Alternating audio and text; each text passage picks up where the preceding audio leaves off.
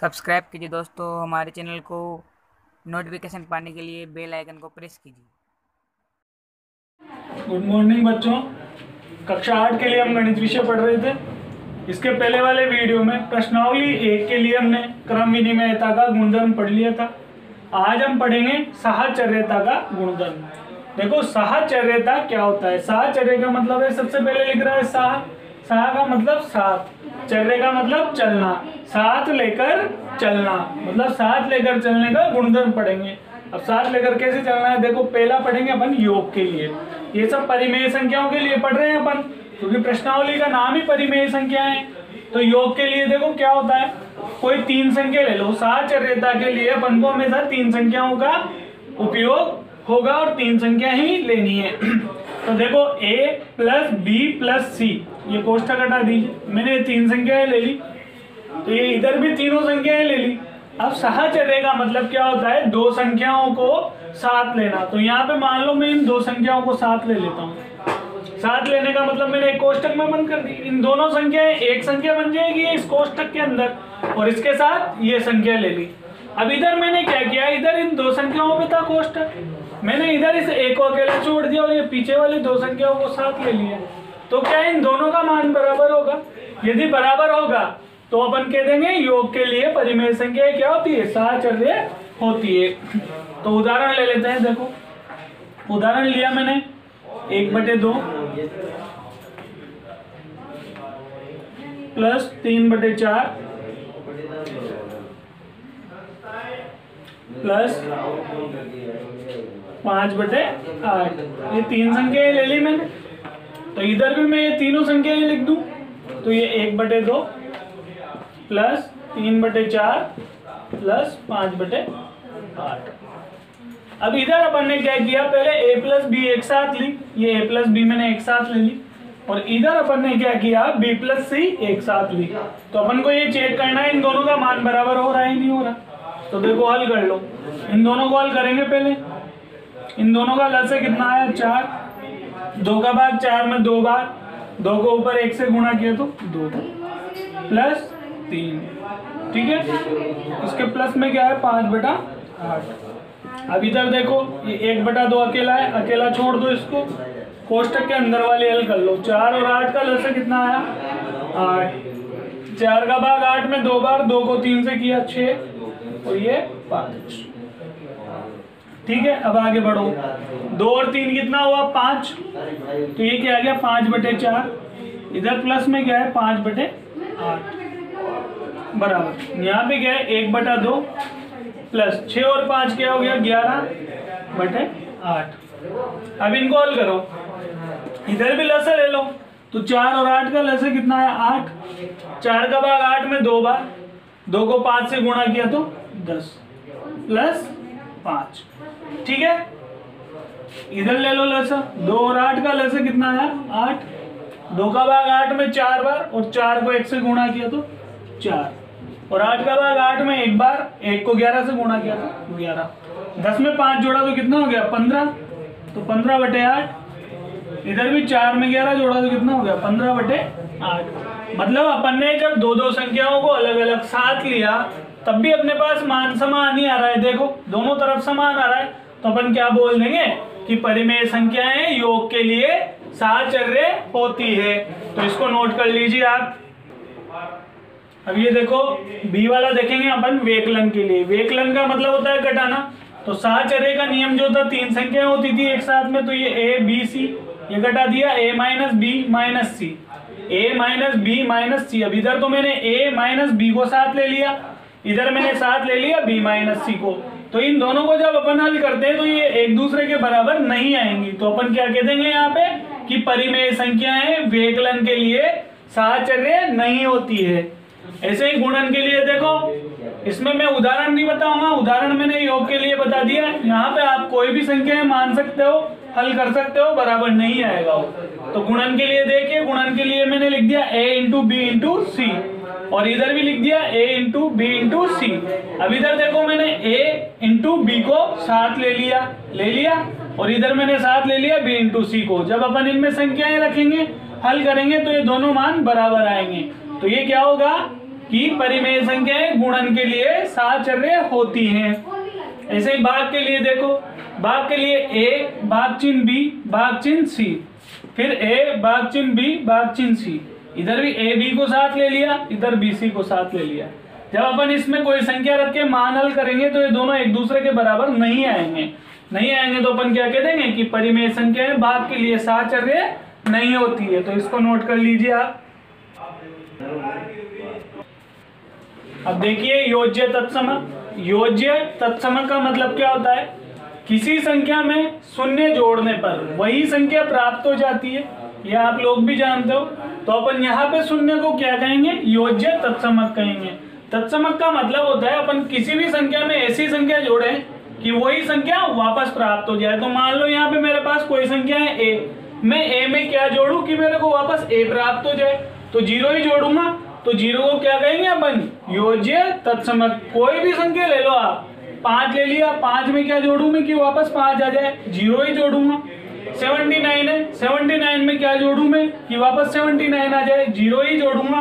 तो तुम्हें तो ये याद रखना है कि योग के लिए तुमसे कोई भी तत्समक पूछ ले तो योग के लिए तत्समक क्या होता है? 0 होता है। ये याद रखना है तुम्हें। योग के लिए हमेशा तत्समक अवयव क्या होगा? 0 होगा। तो इसको नोट कर लीजिए आप। अब देखो योज्य तत्समक के बाद पढ़ेंगे अपन गुणात्मक तत्समक। तो देखो इसमें पहले योज्य आ रहा था, योज्य का मतलब था योग। अब यहाँ पे आगे क्या आ रहा है? गुणा। तो इसका मतलब है गुणा, मतलब अपन किसी भी संख्या को ऐसी संख्या से गुणा करें कि अपन को वापस वही संख्या प्राप्त हो जाए। तो इसकी परिभाषा क्या बना दी मैंने? किसी संख्या को 1 से गुणा करने पर वही संख्या प्राप्त हो जाती है। अपन किसी भी संख्या को 1 से गुणा करेंगे तो वही संख्या प्राप्त होगी अपने को। अतः 1 को क्या कहेंगे अपन? गुणात्मक तत्समक कहते हैं। जैसे a है, अब a को मैं किससे गुणा करूं कि वापस a प्राप्त हो जाए? तो इसको मैं 1 से ही गुणा करूंगा तो a प्राप्त हो जाएगा। अब देखो 5 है, 5 को भी मैं किससे गुणा करूं कि वापस 5 प्राप्त हो जाए? तो ऐसी संख्या 1 ही, यहाँ भी 1 ही। मतलब अपन किसी भी संख्या को 1 से गुणा करते हैं तो अपने पास वही संख्या वापस प्राप्त हो जाती है। तो अपन क्या कह देंगे? गुणन के लिए तत्समक क्या होगा? 1 होता है। तो ये याद रखना है आपको। योग के लिए तत्समक क्या होता है? 0 होता है। गुणन के लिए तत्समक क्या होता है? 1 होता है। इसको नोट कर लीजिए। अब देखो अगला पॉइंट है अपना योज्य प्रतिलोम। प्रतिलोम का मतलब होता है उल्टा। योज्य का मतलब योग, मतलब योग करेंगे, योग में संख्या का उल्टा करेंगे अपन। तो यहाँ पे देखो मैं कोई संख्या ले रहा हूँ a, इसमें मैं कौन सी संख्या जोड़ू कि मेरे पास 0 आ जाए? तो क्या मैं इसमें -a जोड़ दूं? a का उल्टा क्या होगा? माइनस है। तो a में -a जोड़ दूंगा तो कितना आ जाएगा? 0 आ जाएगा। तो ये -a जो होगा ये क्या होगा? योज्य प्रतिलोम होगा, क्योंकि इस a में -a जोड़ने पर कितना प्राप्त हो रहा है? 0 प्राप्त हो रहा है। देखो हल कर लो बोलिए, प्लस और माइनस क्या हो जाएगा? माइनस। a में से a जाएगा तो 0 आएगा। अब ऐसे ही a बटा b है, परिमेय संख्या इसी रूप की होती है। अब इस a बटा b में से मैं क्या घटाऊं कि मेरे पास 0 आ जाए? तो मैं इसमें यहाँ पे प्लस करके -a बटा b घटा दूं तो 0 आ जाएगा। देखो प्लस और माइनस माइनस हो जाएगा, तो इसमें से ये घटेगा तो क्या आ जाएगा? 0।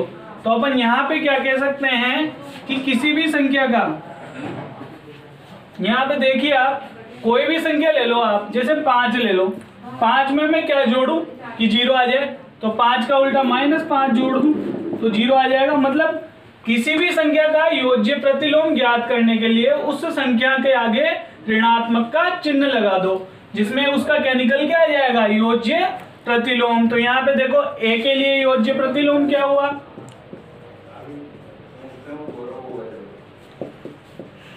-a, और a बटा b का योज्य प्रतिलोम क्या हुआ? -a बटा b। तो आपको ये याद रखना है योज्य प्रतिलोम का मतलब क्या होता है? किसी भी संख्या में से ऐसी संख्या घटाओ कि उसका मान 0 प्राप्त हो जाए। तो यहाँ पे जो संख्या दी जाती है उसका चिन्ह ऋणात्मक करके उसको घटा दीजिए या जोड़ दीजिए, जिसमें उसका मान क्या आ जाएगा? 0 प्राप्त हो जाएगा। तो आप इसको नोट कर लीजिए। अब देखो गुणात्मक प्रतिलोम। तो गुणात्मक प्रतिलोम क्या होता है? किसी संख्या का व्युत्क्रम, व्युत्क्रम का मतलब होता है संख्या का उल्टा। जैसे कोई संख्या अपने पास 5/16, तो इसका व्युत्क्रम क्या होगा 16/5, ये याद रखना है आपको। तो गुणात्मक प्रतिलोम क्या है, किसी संख्या का व्युत्क्रम गुणात्मक प्रतिलोम कहलाता है यदि, जैसे कोई संख्या दे दी a, तो a का व्युत्क्रम क्या होगा 1/a। अब गुणा है, आगे गुणा आया है तो गुणा करना है, तो a गुणा 1/a करें तो उसका मान क्या आ जाए 1 आ जाए। मतलब किसी भी संख्या का अपन से गुणात्मक प्रतिलोम पूछ ले तो अपन को गुणात्मक प्रतिलोम कैसे निकालना है। मान लो कोई संख्या दे दी उसने कि 3/19 का गुणात्मक प्रतिलोम बताइए, तो इसके व्युत्क्रम से इस संख्या को गुणा कर दो। अपन को ऐसी संख्या से यहाँ पर गुणा करना है कि उसका मान कितना आ जाए 1 आ जाए। तो इसका व्युत्क्रम क्या होगा संख्या का, देखो 3/19 है तो 19/3, तो देखो 3 से 3 कट जाएगा, 19 से 19 कट जाएगा, बचेगा क्या 1 आ गया। तो मतलब कोई अपन से पूछ ले 3/19 का गुणात्मक प्रतिलोम क्या है, तो अपन क्या बोलेंगे 19/3। तो यहाँ पे यही तो लिखा मैंने 1 गुणा 1/a बराबर 1 हो, तो 1/a जो है ये क्या कहलाएगा गुणात्मक प्रतिलोम, या फिर a/b इंटू, अब देखो a/b कोई संख्या है तुम्हारे पास, तो इसको मैं किससे गुणा करूं कि 1 हो जाए, इसके जस्ट उल्टे से, इसका उल्टा क्या होगा b/a, तो b/a से गुणा कर दो तो क्या आ जाएगा 1। तो यहाँ पे ये जो 1/a है ये क्या कहलाएगा गुणात्मक प्रतिलोम,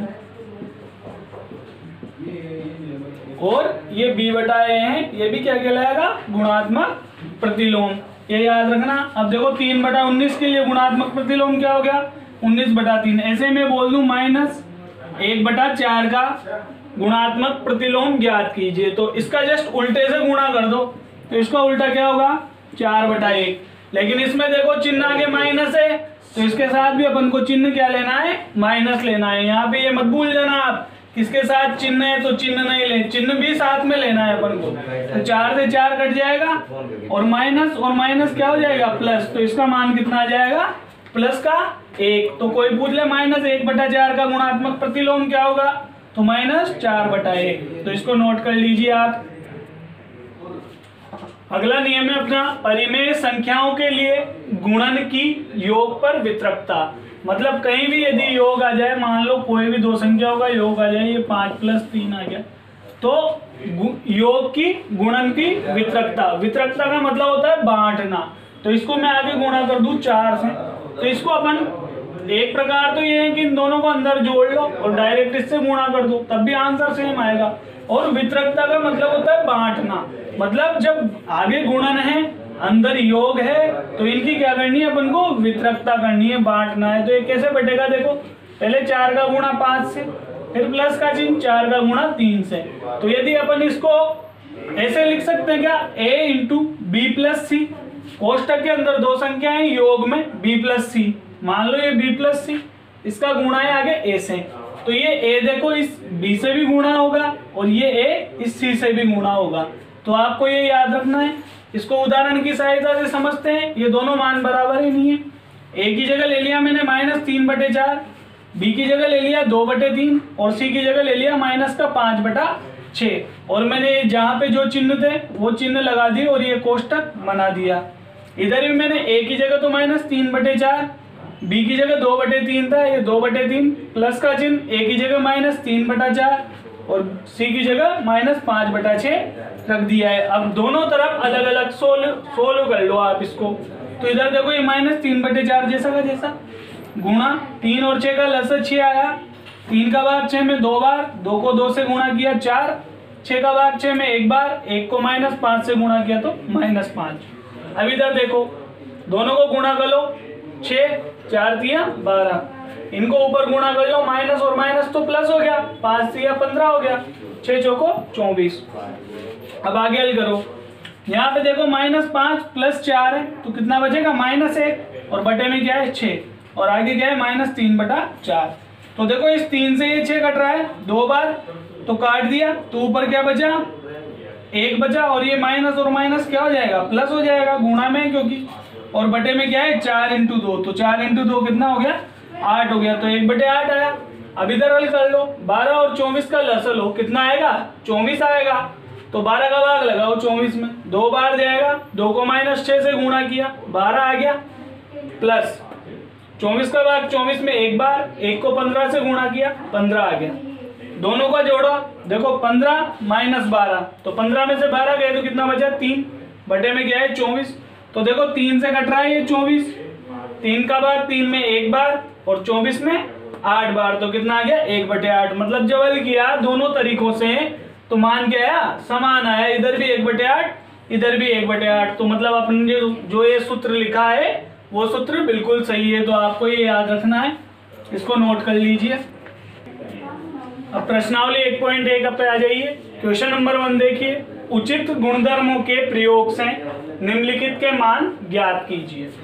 तो क्वेश्चन दे रखा है -2/3 गुणा 3/5 प्लस 5/2 माइनस 3/5 गुणा 1/6। तो सबसे पहले आप जानते हो जब भी कितनी भी संख्या अपने पास यहाँ पे आ जाए तो उसमें सबसे पहले कौन सी संख्याओं को अपन हल करते हैं, गुणा को, फिर उसके बाद आता है जोड़, उसके बाद घटाओ, है ना, और भाग हो तो सबसे पहले भाग को हल करते हैं, है ना, तो याद रखना है यहाँ पे। अब यहाँ पे देखो अपन को गुणधर्मों का प्रयोग करना है, तो गुणधर्मों का प्रयोग कैसे करेंगे, देखो ये दोनों संख्याएं गुणा में और इधर भी ये दोनों संख्याएं गुणा में, इन दोनों संख्याओं में कुछ दिख रहा है आपको जो समान हो, 3/5 3/5 दोनों समान है, तो इनको एक साथ ले लो, ये -2/3 गुणा 3/5 माइनस 3/5 गुणा 1/6, बचा गया पीछे 5/2, इसको बाद में रख दिया मैंने, इन दोनों को साथ ले लिया। तो ये कौन से गुणधर्म से हुआ, साहचर्य नियम से। गुणधर्म पढ़े थे अपन ने साथ लेकर चलने वाले नियम से। अब देखो इसमें 3/5 कॉमन आ रहा है दोनों जगह से, तो मैं यहाँ पे 3/5 को बाहर ले लेता हूँ। तो जब मैंने 3/5 यहाँ से बाहर लिया तो यहाँ से तो क्या बचा, -2/3। अब देखो ये 3/5 तो बाहर आ ही गया, बीच में ये चिन्ह का है माइनस का, और यहाँ से क्या बचा 1/6,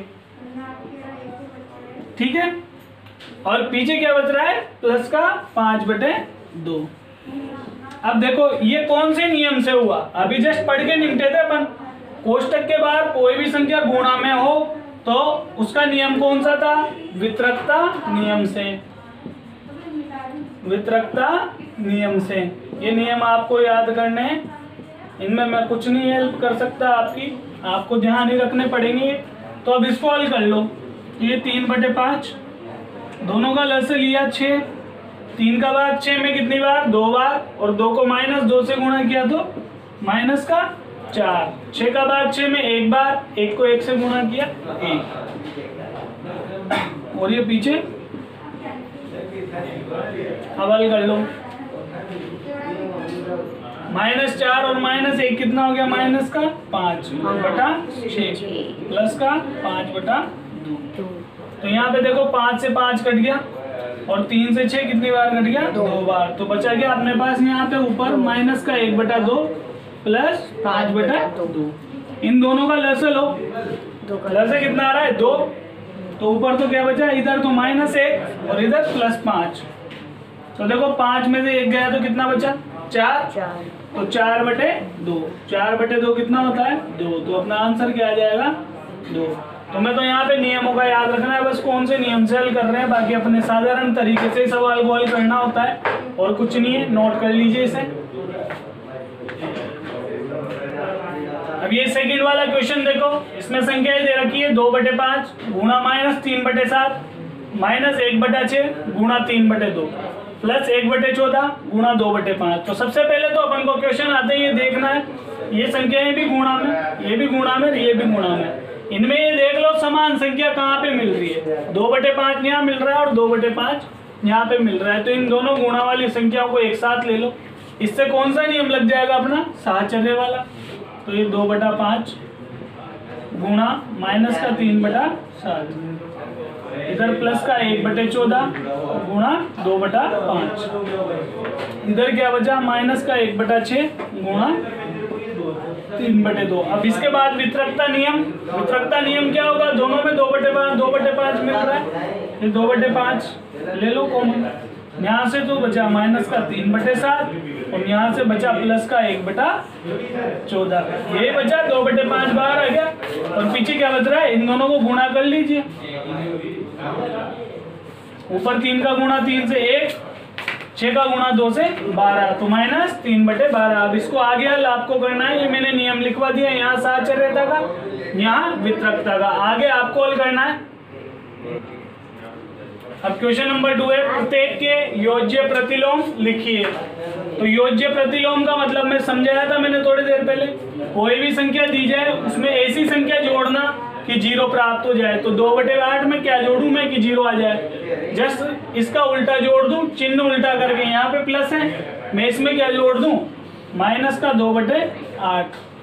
ठीक है, चिन्ह उल्टा करके जोड़ दो तो ये क्या हो जाएगा, माइनस का 2/8 इसका योज्य प्रतिलोम हो जाएगा। तो यहाँ पे जोड़ना नहीं है आपको, ये ऐसे डायरेक्ट इसके बराबर में लिखना, 2/8 का योज्य प्रतिलोम। क्या हो जाएगा योज्य प्रतिलोम, माइनस का 2/8।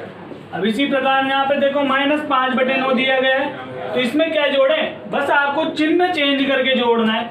यहाँ पे माइनस आ रहा है तो इसका योज्य प्रतिलोम क्या हो जाएगा, प्लस वाला हो जाएगा।